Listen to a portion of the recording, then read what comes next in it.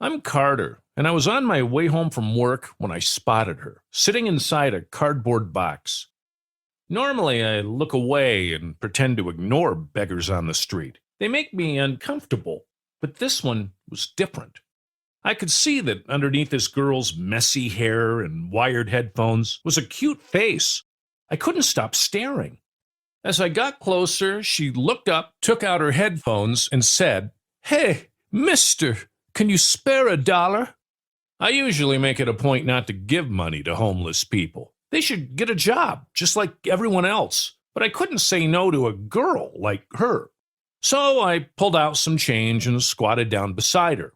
She told me her name was Yana and that she was from the Ukraine. She'd come to America to meet Tyrone, some guy who ran an Instagram modeling agency. Apparently, he'd convinced her she could make it as an influencer.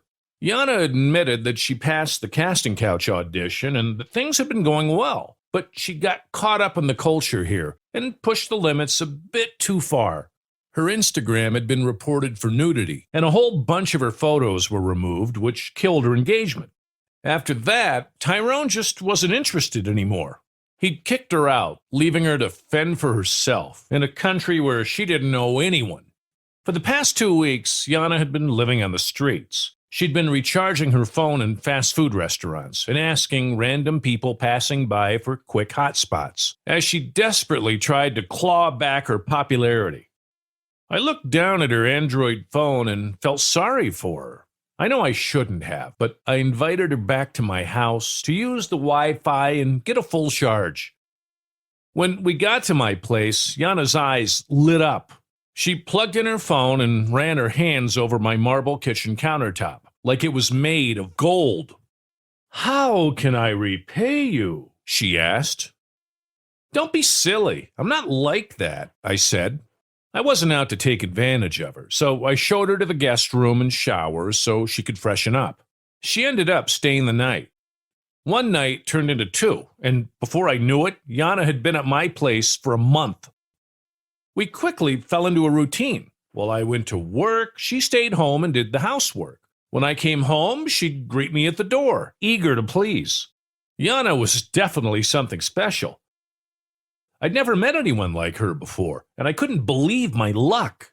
The only problem was that Yana had to go back to her own country soon, as her tourist visa was due to expire. But I didn't want to lose her, so I took her to Vegas for the weekend and married her. Big mistake. That's when things changed.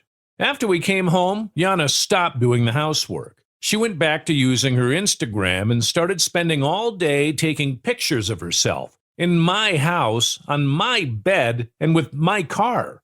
Yana's Instagram took off again, and for some reason, she lost interest in me.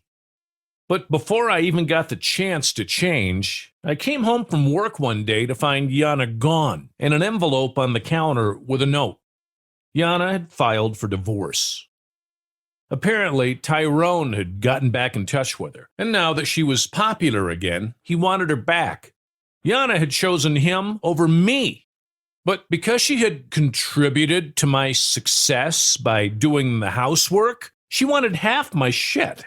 To fight her in court would have cost me an arm and a leg, so in the end, I gave in, and she got what she wanted. Now all Yana's Instagram photos are of her and Tyrone, with my car. I'm such an idiot. But I learned my lesson.